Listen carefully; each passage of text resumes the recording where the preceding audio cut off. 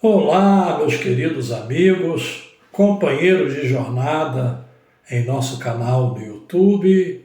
Mais uma vez aqui estamos nesta semana para apresentar subsídios à revista Betel Dominical, estudada nas escolas bíblicas dominicais das Assembleias de Deus vinculadas ao Ministério de Madureira em todo o Brasil e em grande parte do mundo. Antes, aqueles lembretes tradicionais.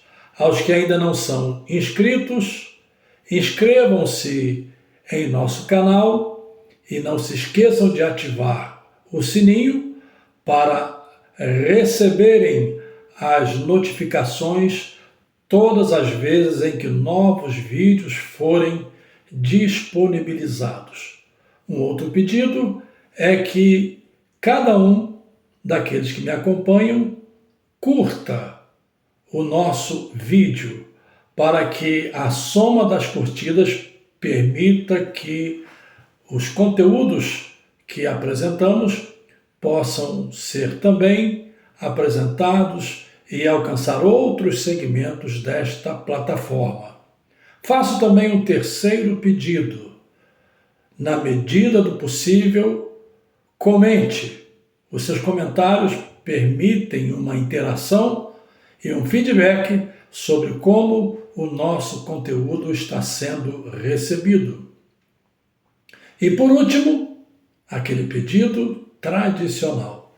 Compartilhem em seus grupos de WhatsApp para que também outros professores e alunos que estudam a revista Betel Dominical possam também ter acesso ao nosso material.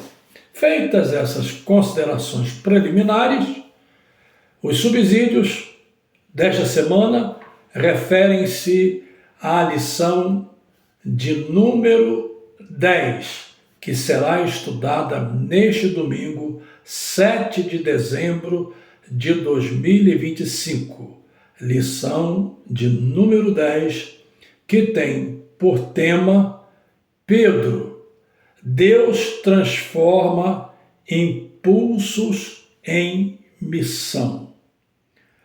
Os textos referência estão baseados na primeira epístola de Pedro, capítulo 1, versos 13, 14 e 15, e ainda na primeira epístola de Pedro, capítulo 2, versos 1, 2 e 3.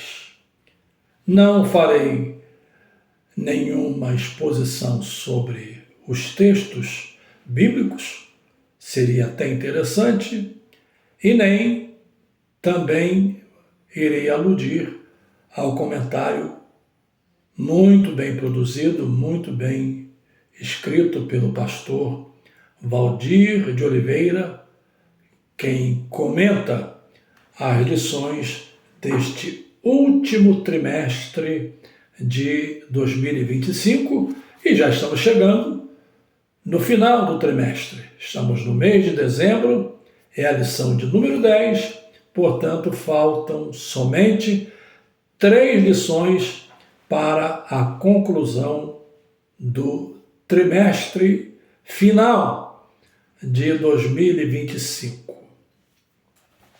E eu gostaria de apresentar aqui alguns subsídios que, a meu ver, são interessantes em relação ao personagem da lição, Pedro.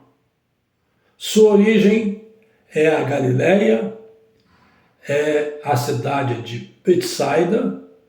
Ele era irmão de André, filho de Jonas. Inclusive, Jesus reporta-se a Pedro usando exatamente uma expressão no original, e essa expressão significa filho de Jonas. Ele menciona Simão Bar Jonas. Essa expressão Bar Jonas significa filho de Jonas. Pedro foi um dos primeiros discípulos chamados por Cristo. Sua profissão era a profissão de pescador, e quando Jesus os chamou, tanto a ele e a alguns outros discípulos, Jesus disse a eles que o seguissem. Eles eram pescadores de peixes, mas eles se transformariam em pescadores de homens. Essa expressão, essa linguagem figurada, mostra o significado do apostolado e o significado da fé cristã.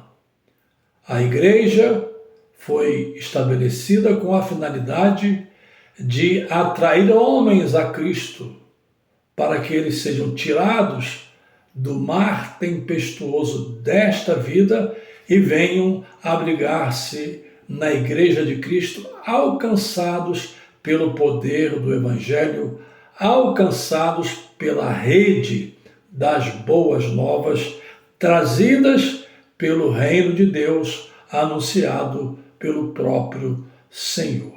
Portanto, Pedro foi um dos primeiros discípulos. Esse é um ponto bastante interessante, porque ele se tornou, digamos, aquele discípulo mais experiente, aquele discípulo mais próximo, aquele discípulo com uma certa liderança sobre os demais, e isso tem uma importância principalmente nos primórdios da igreja, nos primeiros dias em que a igreja começou a dar os seus primeiros passos. Deixe-me aqui mencionar, portanto, algumas coisas que, como já disse, eu considero interessantes. Primeiro, Pedro era um homem temperamental. Se fôssemos usar aquela categorização que foi muito mencionada, tratada, ensinada através de Tim LaHaye, referindo-se a 4 possíveis temperamentos, se bem que hoje esse assunto é um assunto que já se ampliou bastante e é muito mais complexo do que simplesmente você restringir ou condicionar a 4 temperamentos. Mas se fôssemos usar essa categorização, Pedro seria uma soma do temperamento colérico com o temperamento sanguíneo. Ele era um homem de decisões rápidas, ele era um homem impulsivo, ele era um homem que às vezes agia sem pensar. Em outras palavras, o pensamento dele era tão rápido, tão veloz, que a ação vinha antes de ele pensar. Quando ele pensava, ele já tinha agido. E você encontra isso várias vezes narrado nos evangelhos. Por exemplo, Pedro,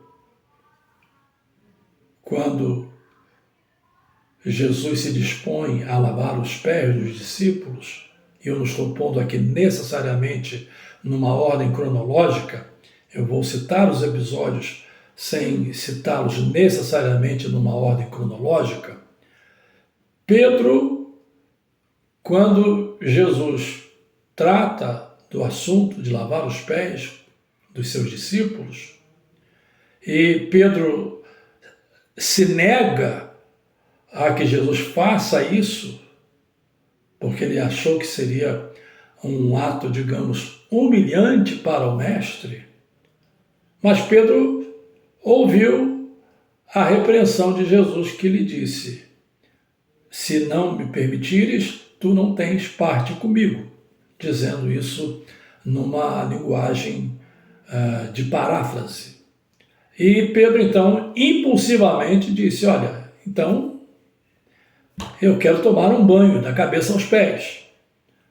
Esse era o estilo de Pedro. Esse era o modo de agir de Pedro. Você encontra, por exemplo, Pedro no episódio em que Jesus anuncia a fundação de sua igreja, Mateus capítulo 16. Jesus reúne-se com os seus discípulos na Cesareia de Filipos, e é bom que se faça aqui uma distinção. Cesareia de Filipos ficava na região norte de Israel, já nas proximidades do Líbano, e não é a mesma Cesareia junto ao mar. Em Cesareia de Filipos, nesse encontro, nesse diálogo em que Jesus pede que eles passem a opinião das pessoas a seu respeito, e eles disseram: olha, uns dizem que tu és Jeremias, que tu és um dos profetas, Isaías, etc. Não que Jesus não tivesse segurança a seu respeito. Jesus queria simplesmente que os próprios discípulos tivessem a percepção correta, e Jesus então lhes pergunta: e vocês? O que é que vocês dizem de mim? E foi outra vez Pedro, aquele mais afoito, e na sua afoiteza ele acabou sendo usado pelo Espírito Santo quando disse: tu és o Cristo, o Filho do Deus vivo. E o próprio Senhor disse: não foi carne, não foi sangue quem revelou isso a você, mas o próprio Pai que está nos céus. Esse era Pedro.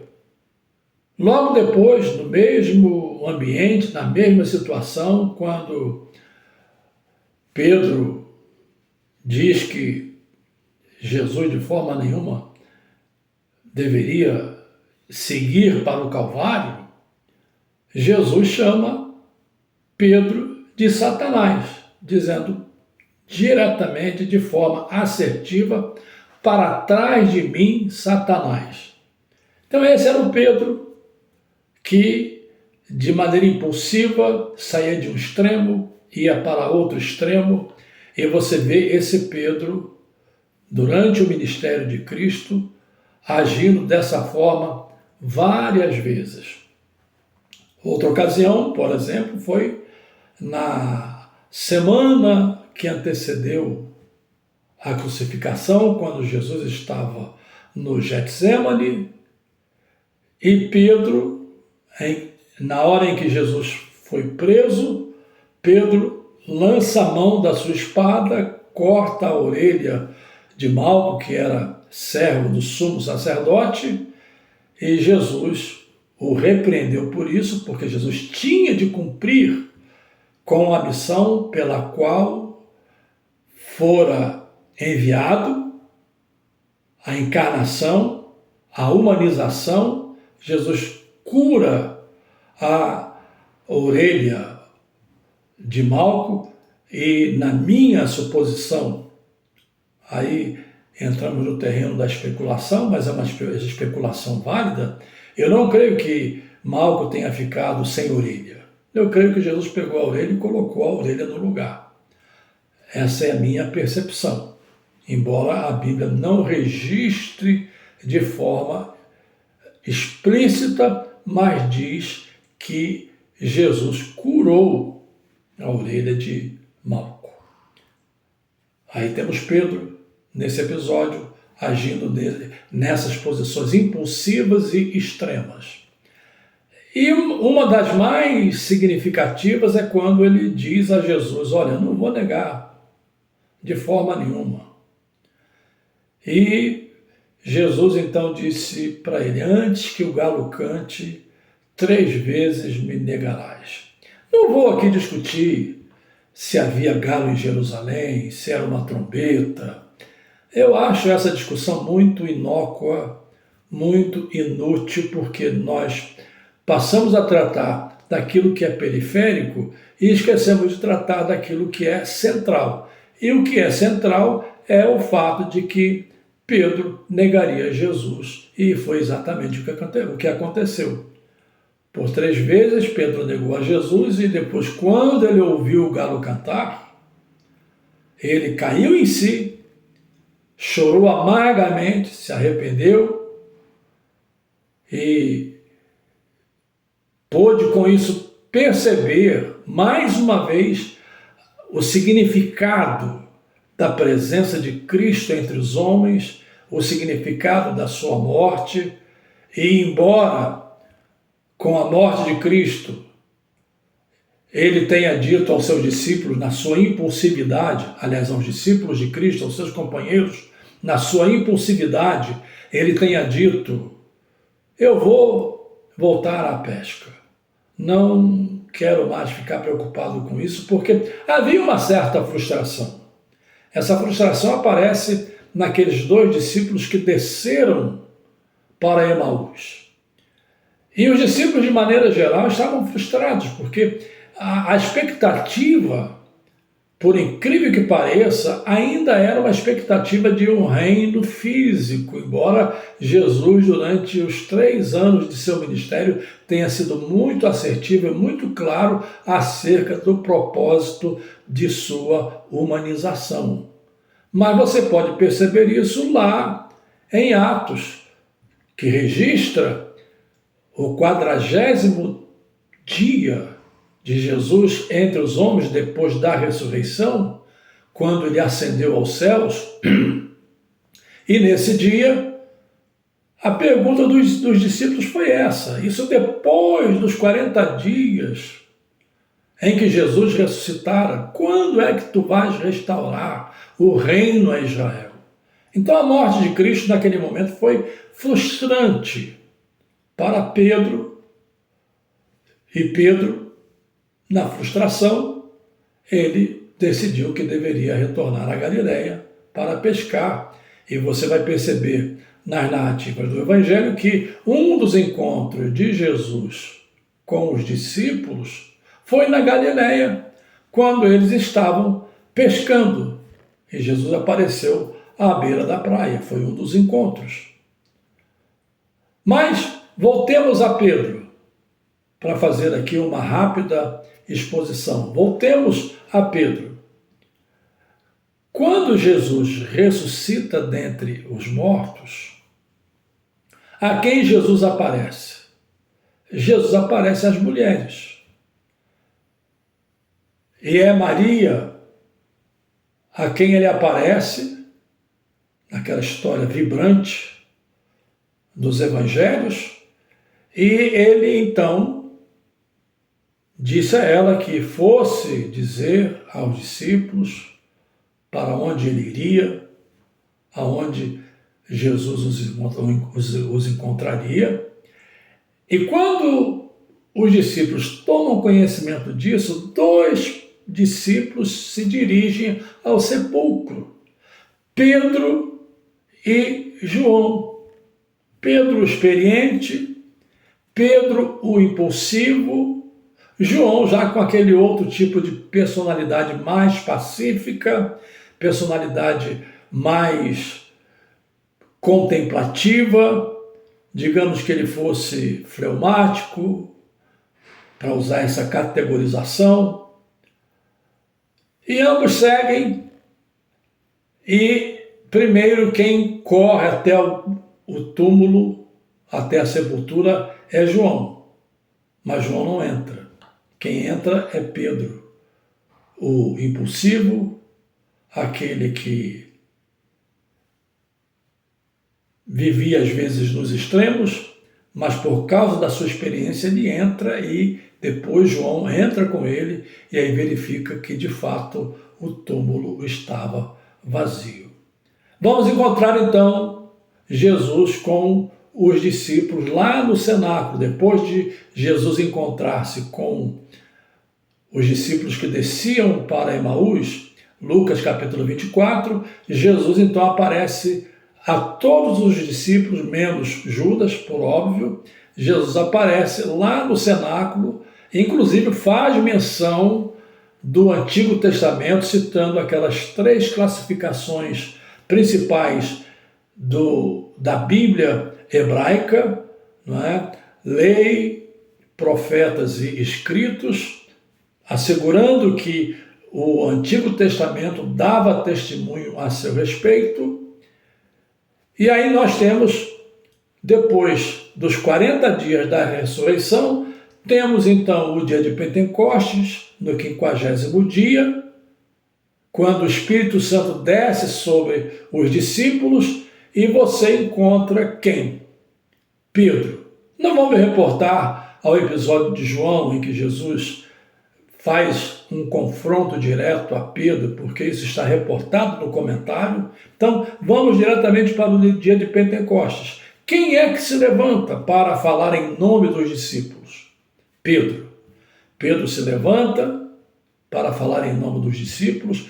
Também na eleição de Matias é Pedro quem se levanta para, digamos, organizar, dirigir, orientar sobre como eles iriam encontrar o substituto de Judas. E no dia de Pentecostes, Pedro prega aquele grande sermão que no texto bíblico está resumido. É um sermão do texto bíblico escrito de uns 4, 5 minutos no máximo. Sermão esse que apresentou a mensagem cristocêntrica, a mensagem de arrependimento, a mensagem de salvação, e ao final, pelo menos quase 3.000, não vamos dizer 3.000 de maneira total, porque a Bíblia diz quase. Então, quase 3.000 pessoas creram e foram batizadas em água no dia de Pentecostes. Você encontra a presença de Pedro no livro de Atos até o capítulo 12. E alguma menção no capítulo 13. A partir de então, quem passa a ter proeminência no livro de Atos é o apóstolo Paulo. E certamente surge a pergunta, de maneira muito rápida e também sem tecer grandes considerações. Naquele primeiro momento, a ascendência era de Pedro. Você encontra, inclusive, no livro de Atos, dizendo que havia 3 discípulos que eram considerados colunas da igreja. E quem eram eles? Pedro, Tiago e João. É interessante que são esses 3 discípulos que participam de 3 episódios marcantes da vida de Cristo. São eles que sobem com Cristo no Monte da Transfiguração. São eles que estão com Cristo dentro da casa de Jairo, quando a filha de Jairo volta a viver depois de ser considerada morta. São esses 3 discípulos que estão dentro da casa de Jairo, fazendo companhia a Jesus, e são esses 3 discípulos, Pedro, Tiago e João, que estão à parte com Jesus no Getsêmani. Jesus os chama à parte, e em Atos eles são chamados de colunas da igreja. Portanto, Pedro teve toda essa proeminência, toda essa participação, todo esse envolvimento na plantação da igreja em seus primeiros dias. É interessante que é Pedro a quem o Senhor usa para mostrar que o evangelho deveria alcançar os gentios.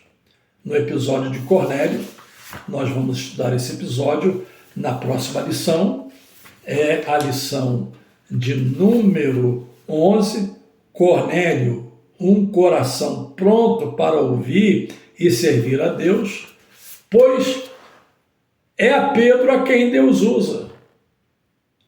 Pedro está em Jope, ele tem aquela visão com aquele lençol cheio de animais imundos, animais que não eram permitidos na dieta judaica, e o Senhor disse a ele: olha, meu amigo, Será que o Senhor não pode purificar aquilo que parece imundo?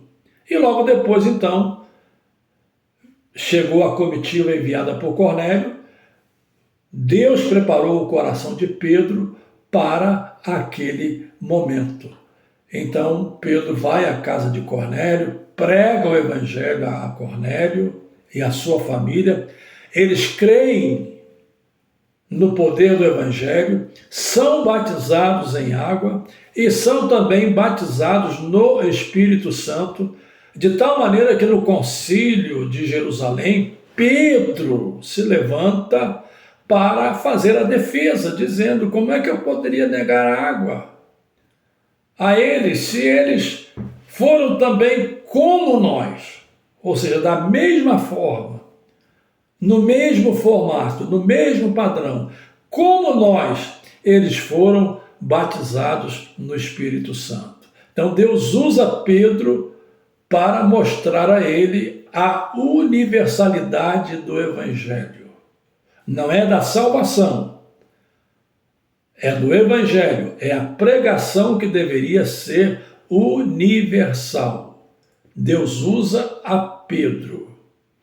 E Pedro, então, lá no capítulo 15 de Atos, e aí já está em evidência o apóstolo Paulo, e isso fica muito claro numa das epístolas de Paulo, quando se diz que Pedro foi enviado aos da circuncisão, ou seja, aos judeus, e Paulo aos gentios. Então, essas coisas foram dirimidas naquele concílio, que foi o primeiro concílio da igreja, no capítulo 15 de Atos dos Apóstolos. Esse é o Pedro que mesmo depois de convertido, interessante que em Lucas se diz, o próprio Senhor se dirigindo a ele: e tu, quando te converteres, parece que até aquele momento a conversão dele era uma conversão baseada nos seus impulsos e não naquela convicção da fé. E aí Jesus então diz a ele: e tu, quando te converteres. Mas ainda assim, nós encontramos Pedro temperamental, por exemplo, quando ele está em Antioquia. Antioquia foi onde os crentes foram pela primeira vez chamados de cristãos, e lá em Antioquia ele está reunido com os gentios, etc, etc. Mas quando chegam os judeus, Pedro abandona os gentios para se juntar aos judeus numa atitude dissimulada de hipocrisia, de preconceito, de tal maneira que Paulo teve de resistir a ele por esse comportamento. Esse era Pedro. E a lição que fica para todos nós, usando esse personagem, é que Deus nos usa com a nossa personalidade, Deus nos usa com as nossas fraquezas, Deus usa até, digamos, o nosso modo de ser, para através do nosso modo de ser, fazer a sua vontade. Ou seja, somos ferramentas que estamos sendo burilados, assim como Pedro foi burilado ao longo do tempo, estamos sendo a cada dia burilados para servirmos ao Senhor com integridade de coração, com integridade de alma, com disposição para entender que nós somos apenas instrumentos nas mãos de Deus. Estamos chegando ao final da minha exposição, como eu disse, subsídios, e se Deus quiser, na próxima semana aqui estaremos para falar de Cornélio, que é, digamos, a primeira conversão gentílica registrada no livro de Atos dos Apóstolos. Até a próxima semana, querendo Deus, e um abraço no coração de cada um de vocês. E não se esqueçam, curtam, inscrevam-se, comentem e compartilhem nos seus grupos de WhatsApp.